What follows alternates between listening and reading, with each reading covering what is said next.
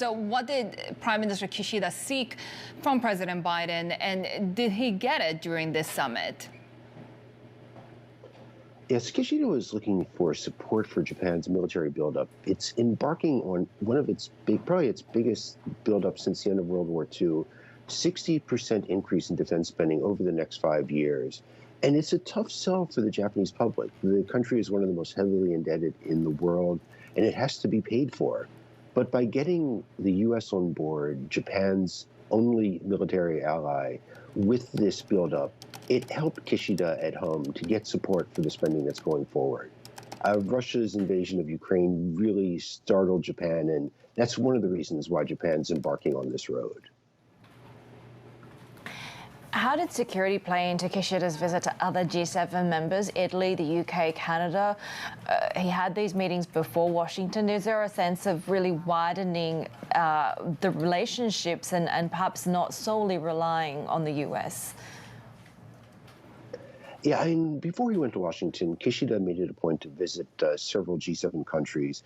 And at these places, they showed their concern with what's going on in China. Japan and the UK reached a historic agreement, a reciprocal troop agreement, where they can station troops in each other's countries. Japan has one with Australia, and the US has been in Japan has troops here since the end of World War II.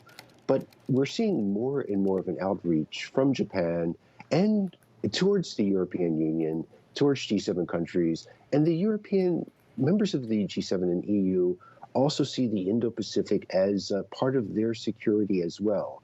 So that was a focal point of the first part of Kishida's trip, and he seems to have gotten support for that in his visits. John, what have we heard in terms of cooperation in the semiconductor space?